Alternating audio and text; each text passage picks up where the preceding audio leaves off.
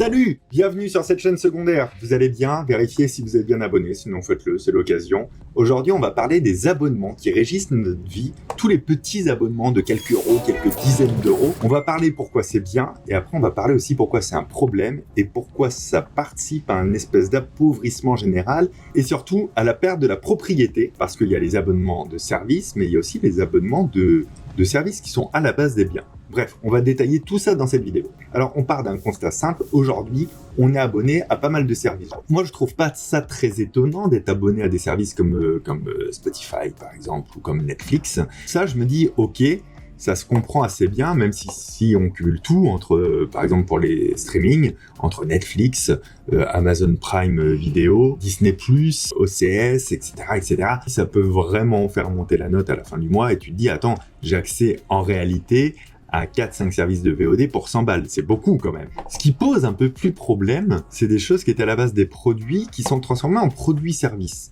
Alors, je prends l'exemple du logiciel de montage qu'utilise Pauline actuellement, qui est Adobe Premiere Pro. Toute la suite Adobe, vous connaissez forcément Photoshop, ce genre de choses, vous avez entendu parler même si vous vous en servez pas. Avant, ça coûtait extrêmement cher. Mais on payait la licence pour ça, et donc une licence pour un poste ou pour plusieurs postes. Ça coûtait cher, mais c'est un produit professionnel qui nous appartenait pleinement ensuite. C'est-à-dire qu'on n'était pas obligé de faire la mise à jour après, d'acheter la nouvelle version. On pouvait très bien continuer à travailler avec l'ancienne, où on pouvait estimer qu'on voulait la mise à jour parce que la nouvelle version était plus puissante ou offrait de nouvelles possibilités. C'était un choix qui nous appartenait à nous-mêmes et cette dépense, on pouvait l'envisager comme on le souhaitait. Aujourd'hui, Adobe, comme énormément de logiciels, fonctionne par abonnement. C'est-à-dire, je ne suis plus propriétaire ou ma société n'est plus propriétaire du logiciel de montage. On est obligé de leur louer tous les mois pour le nombre de postes de monteurs, donc en l'occurrence 3 chez nous. Et donc le jour où on ne fera par exemple plus de vidéos et on estimera que cette dépense-là n'est pas nécessaire, en fait, on n'a même plus de logiciel de montage, même pour des petites choses, même si on faisait plus de YouTube. Attention, hein. Me faites pas dire ce que j'ai pas dit, c'est pas prévu.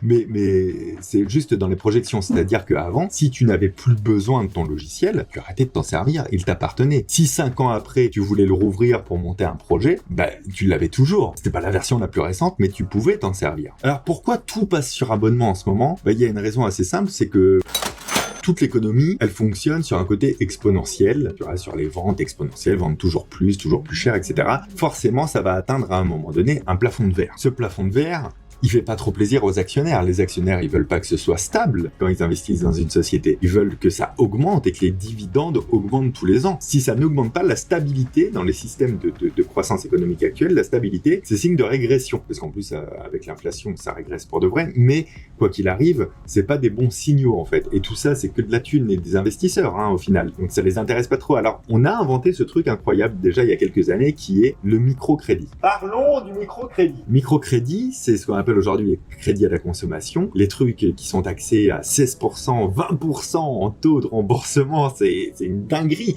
Jamais ça devrait être accepté, sous prétexte que c'est des petites mensualités, c'est des petites sommes qu'on emprunte qui sont faciles à rembourser. Petite, on s'entend, 3 000 €, c'est pas petit, mais vous voyez ce que c'est par rapport à un crédit maison. En fait, c'est tous les paiements en 15 fois, en 20 fois, en 48 fois, en 60 fois, qui sont apparus il y a des années. Moi, j'étais petit et je me souviens à l'époque, si Pauline, tu trouves ça, c'était génial, c'est les Guignols de l'info qui avaient fait, pour annoncer ces ouvertures au crédit de consommation courante, ils avaient fait une petite fiction rapide de 2-3 minutes où tu avais le Sylvester. Donc avant, la marionnette de Sylvester, ça représentait la World Company, qui vendait des télés, des machins, des bidules. Et puis t'as un mec qui arrivait et qui disait « J'ai pas beaucoup d'argent, vous savez. » Et Sylvester lui répondait « C'est pas grave, on va le prendre quand même. » Et c'est vraiment ça en fait. C'est-à-dire que pourquoi ces crédits à la consommation ont été ouverts, c'est pour que les personnes qui n'avaient pas beaucoup d'argent, quand même le donnent quand même à la société de consommation. C'est comme ça que ça a marché. Bon, aujourd'hui c'est actuel, ce levier a été enclenché. Le nouveau levier, c'est de se dire, si on met de l'abonnement, ça ne s'arrête jamais. Et d'ailleurs, c'est quelque chose qu'on connaît très bien avec d'autres services comme les imprimantes, par exemple, ou d'autres trucs, mais les imprimantes, elles sont souvent liées à une cartouche propriétaire, c'est-à-dire on peut pas prendre n'importe quelle cartouche pour le mettre dedans. Comme ça, l'imprimante n'est pas vendue cher, parce que ce que veut la marque, c'est que tu continues par contre à acheter toute ta vie des cartouches qui vont chez eux. Et c'est pareil, par exemple, pour les appareils photo Polaroid, qui ont leur propre recharge, etc., tous les systèmes de recharge. L'abonnement, ça fait un peu ce système de recharge-là. C'est-à-dire que pour bénéficier, tu dois payer et tu vas payer toute ta vie, et sur des sommes qui sont pas trop énormes pour que ce soit acceptable en fait. Mais quand tu te dis au bout de 3 ans, 5 ans, 10 ans que tu payes ça, tu te dis ah ouais, ça commence à faire beaucoup, surtout tout cumulé. Et ça va pas aller en s'améliorant. C'est-à-dire que c'est sûr que l'étape d'après, ça risque de devenir, par exemple, t'achètes une bagnole, et dans cette bagnole, les sièges sont massants, très cool. C'est très agréable, très bien fait, massant et chauffant, tu vois. Sauf que quand t'achètes la bagnole, après tu te rends compte que pour que les sièges chauffants et massants soient activés, il faut payer un abonnement sur ton téléphone. Ça va se développer, c'est-à-dire que avant quelque chose qui aurait été une option duquel tu es propriétaire, ben là te sera mis à disponibilité si tu payes l'abonnement. Donc forcément tu vas le payer à un moment donné. Forcément tu vas en bénéficier, forcément t'as pas envie d'arrêter après, parce que c'est tout l'intérêt de cette vidéo, c'est de se dire est-ce que à cause des abonnements, on n'est pas en train de devenir plus propriétaire de rien. On ne fait que louer du bien ou du service et plus rien ne nous appartient. Et c'est pour ça que je trouve, et encore une fois, ces vidéos, c'est des avis personnels de choses dont j'ai envie de parler avec vous, donc n'hésitez pas à me donner vos avis dans les commentaires et à m'en parler, mais moi je trouve qu'on est en train de tendre vers un espèce de truc, donc certes d'appauvrissement, parce que c'est de la charge mensuelle, mine de rien. Je pense que vous et moi, quand on met le nez dans nos comptes, on va se dire, attends, mais putain, il y a ça à payer, il y a ça à payer, il y a ça à payer. Si t'as un iPhone et que tu veux plus d'espace sur iCloud, t'es obligé d'acheter un forfait pour ça. Donc pourquoi tu veux plus d'espace? Parce qu'à la base t'en avais du gratuit et tu t'es habitué à l'utiliser, mais comme il est verrouillé, à un moment donné tu veux faire péter les verrous, quoi, tu vois. Et donc en plus de cet appauvrissement là, on est aussi en train de tendre vers un truc de on est loueur de nos vies. On loue nos vies et au résultat des courses, je trouve que c'est un vrai problème qui ne reste plus rien à la fin, quoi. Il reste plus rien, t'as plus de logiciel à toi, il y a plein de choses comme ça qui ne fonctionnent plus dès que tu paies plus. Il y a la même chose avec les jeux vidéo, aujourd'hui t'as des abonnements aussi sur des plateformes. Est-ce que c'est un bon point pour nous, les consommateurs, plus tard, je sais pas. Vous avez compris, moi je suis pas persuadé. Je pense qu'on devrait avoir le choix. Après, les services comme Netflix ont leur propre marché gris, ou voire marché noir. Le marché gris, c'est quand tu partages tes connexions en fait avec tout le monde, donc ils sont en train d'essayer d'y réagir avec des forfaits hybrides qui vont inclure de la publicité maintenant. Et les marchés noirs, c'est clairement les IPTV. Si vous connaissez pas, c'est des boîtiers illégaux sur lesquels tu peux capter tous les films qu'il y a au cinéma en ce moment, ou tout ce qu'il y a sur les plateformes comme Netflix, etc. Pour les jeux vidéo, moi c'était ça aussi que j'aimais avoir l'objet, la boîte, j'aimais l'avoir à moi, j'aimais pouvoir le prêter ensuite. Je crois pas que ce soit illégal de prêter un jeu, on peut plus se prêter des choses entre nous. Donc il y a beaucoup de problèmes sous-jacents. Si tu n'es plus propriétaire de ce que tu consommes, en bien ou en service, alors tu ne peux pas le transférer amicalement à quelqu'un. Et preuve en est que Netflix, pour le coup, essaie de lutter contre ces partages d'abonnements. On dématérialise tout. Avant, tu pouvais prêter, genre moi sur la Switch, je suis à l'ancienne, j'achète mes jeux sur les petites cartes SD, mais si tu l'achètes en téléchargement, t'es foutu. Alors là, pour le coup, tu le payes, il est pas en location, mais regarde, si. En fait, tout mène à ce que je dis, c'est incroyable. C'est incroyable, c'est pour ça que j'adore faire cette vidéo avec vous, parce que ça me permet de mettre le doigt sur des trucs en même temps. J'allais dire, quand tu télécharges un jeu sur la Switch via le Nintendo Store, là, il t'appartient, tu le payes pleinement. Et c'est vrai. Mais si je prends l'exemple de Overcooked, par exemple, si ma mémoire est bonne, pour pouvoir y jouer en mode multijoueur, alors que t'as le Bluetooth, alors que t'es connecté en Wi-Fi, alors qu'il y a quelqu'un qui est à côté de toi avec la même console et le même jeu que lui aussi a acheté, tu ne peux pas y jouer en multi si tu payes pas l'abonnement de Nintendo. Donc ce service-là aussi, il existe, alors que la technologie nous permettrait franchement de pouvoir jouer comme Mario Kart, d'ailleurs sur la Switch, tu peux y jouer comme ça en local sans passer par un abonnement quelconque. Eh bien, t'as des jeux comme ça pour gens multijoueurs, maintenant, il faut absolument payer un abonnement. C'est ahurissant. Putain, j'avais pas pensé à ça. Ça aussi, c'est ouf. J'ai retrouvé un article là qui référence des abonnements incroyables, genre BNP Paribas, maintenant ils ont un service de conseiller bancaire payant. Fiat, qui en 2022 avait lancé une offre d'abonnement sans engagement à partir de 299 € par mois pour la Fiat 500 électrique. Ça aussi, c'est incroyable. Tu te dis, ok, je vais payer cette voiture qui ne sera donc jamais à moi, et c'est sans engagement. C'est pas comme avant les LOA avec option d'achat à la fin. T'as même maintenant des abonnements pour, et c'est ça que je m'étais référencé, pour les brosses à dents, pour du vin, pour recevoir des pâtes chez toi, pour tout.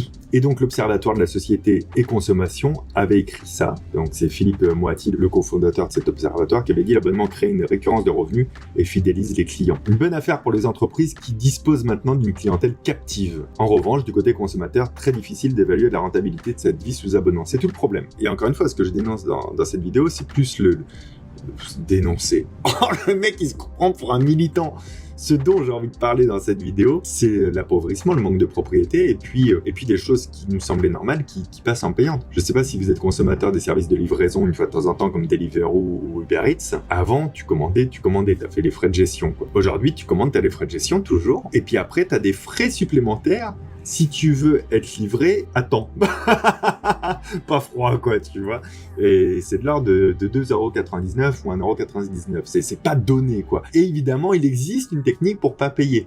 Hein, il faut prendre l'abonnement mensuel. Donc, ils ont créé un abonnement sur ce service ou avant qui était financé par les commandes en elles-mêmes, qui avaient des frais de dossier. Ok, ça se comprend. Et ben aujourd'hui, c'est soit tu raques en plus. Si tu veux avoir ton service en fait à 100% tel qu'il existait avant, c'est ça qui me rend dingue. C'est que ce service existait avant. Soit tu payes maintenant pour que ce soit toujours la même qualité de service, soit tu prends un abonnement et donc tu payes. Et encore une fois, cet abonnement, si tu commandes 2 fois dans le mois, bah il est pas rentable, quoi. C'est pas vrai. Et pour connaître la réalité économique, j'ai quelques chiffres. J'ai une étude de CSA Research qui avait été publiée sur le site lesfurets.com qui dit que les dépenses contraintes pèsent 70% du budget des ménages les moins lotis, on va dire. Les dépenses contraintes, c'est le logement, la téléphonie, les crédits, les impôts, les taxes, les assurances. Donc ça prend pas en compte les abonnements. Donc ça veut dire que les abonnements, s'ils sont bien gérés, ça peut faire des économies, mais quand même la plupart du temps pour nous tous, ils sont mal gérés. C'est-à-dire que être bien géré un abonnement, c'est est-ce que j'ai besoin de ça? Déjà, c'est la première question. Moi, par exemple, j'ai un abonnement à Disney+, je regarde pas souvent. Je suis pas sûr d'avoir besoin d'un abonnement à Disney+.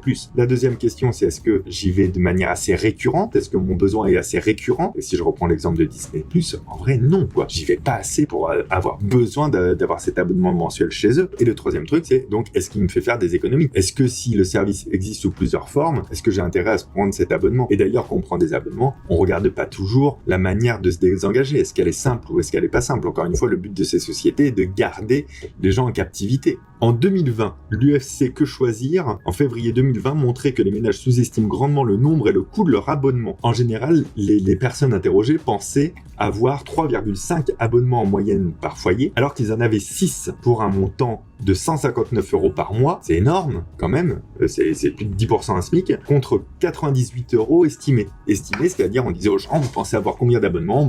2, 3, ça vous coûte combien par mois? Environ 100 balles. Non, en fait, c'était 6, c'était 160 balles, quoi. Donc c'est énorme parce que ces petites sommes qui sont totalement déliées les unes des autres, qui quand on les regarde donnent un impact au cerveau de ça va, c'est pas grand chose. Quand elles sont mises bout à bout, elles représentent un vrai budget, et ce système-là aussi qui dans le temps fait qu'on oublie tous les abonnements qu'on a si on n'est pas vigilant sur nos propres comptes. En 2021, c'est une étude de Télécoming, il y avait 50 millions d'abonnements actifs en France, un chiffre qui devrait augmenter au rythme de 15% au glissement annuel pour atteindre les 84 millions d'abonnements à 5 millions d'abonnements en France en 2025. C'est énorme. C'est énorme.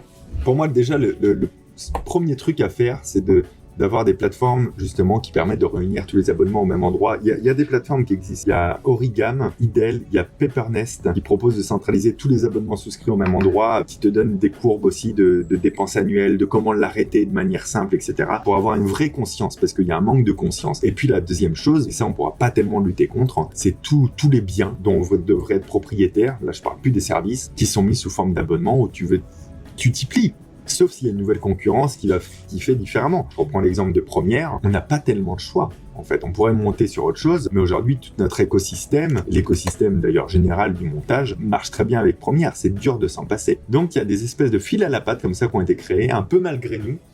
Et ma foi, tiens, je vous pose cette question-là. Je me la pose à moi aussi. Combien est-ce que j'ai d'abonnements et combien ça me coûte par mois? Posez-vous la question aussi. Notez votre réponse. Je vais le faire de mon côté. Et après, allez vérifier le nombre de vos abonnements réels, combien ça vous coûte et est-ce que vous aviez vraiment besoin de ça. Ça sera intéressant. Au moins, cette vidéo, elle servira aussi peut-être à ça. Est-ce que chacun se refasse une prise de conscience sur le truc? On nous saigne comme ça tous les mois 5, 6, 7 euros sans qu'on s'en rende compte, peut-être, et à reprendre conscience là-dessus. Mais n'oubliez pas, ces vidéos face cam, je vous parle un petit peu sans prépa d'un sujet que j'avais envie d'aborder avec vous. C'est aussi le principe de la chaîne secondaire. C'est pour ça que c'est important de vous abonner. Ça, c'est gratuit. Il n'y a pas d'abonnement. Sauf si vous avez YouTube Premium. Ça, c'est pareil. YouTube Premium, c'est relativement cher. Alors, ça te permet d'autres services, genre ne pas avoir de pub, des trucs comme ça, mais ça raque. Et je refais une parenthèse. Nota Bene en a fait une vidéo d'ailleurs il y a pas longtemps. En ce moment, YouTube est en train de pousser pour que tout le monde prenne YouTube Premium. Alors, point de vue créateur, on est mieux rémunéré, nous, quand quelqu'un regarde une vidéo et qu'il a YouTube Premium, mais ils sont en train de bourriner les vidéos de pub. C'est-à-dire que nous, on décide en tant que créateur où est-ce qu'on met une pub dans une vidéo, et on est plein de créateurs, Nota Bene en fait partie, j'en fais partie, à constater dans vos commentaires, ou quand on les regarde, qu'il y a plus de pubs que ce qu'on avait autorisé, nous. Et c'est-à-dire, ils sont en train de bombarder. Moi, j'ai eu des commentaires l'autre fois de 5 pubs dans la vidéo, c'est pas exagéré. J'en avais mis qu'une pourtant. Et en fait, ils sont en train de faire ça pour vous pousser à prendre le YouTube Premium, que je trouve encore une fois un petit peu trop cher. J'aimerais bien avoir votre avis, vos sentiments sur tout ça, aussi bien sur le test que je vous ai proposé que sur ce que je disais moi. Encore une fois, je n'ai aucune vérité là-dessus, c'est une discussion de comptoir avec vous. Donc je vous donne mon sentiment, mais moi, perso, en vrai, ça m'inquiète un peu sur le devenir de toute cette économie-là et de notre manière de consommer les choses et même de l'hyperconsommation. Bref, il y a des choses dont on peut être toujours propriétaire, c'est les jeux de société. Ça, c'est pas mal. Pourquoi je parle de ça? Parce que je suis fan de jeux de société, je suis super fan de jeux de rôle, et du coup on a monté une chaîne YouTube qui est dédiée, qui s'appelle C'est quand qu'on joue. Si vous voulez voir ça, je mets une vidéo tous les 15 jours dessus. Voilà, je vous pose ça là, c'est de l'auto-promo, hein. Bah si je le fais pas, qui le fera? Prenez soin de vous, merci d'être abonné à cette chaîne secondaire, à très bientôt, ciao.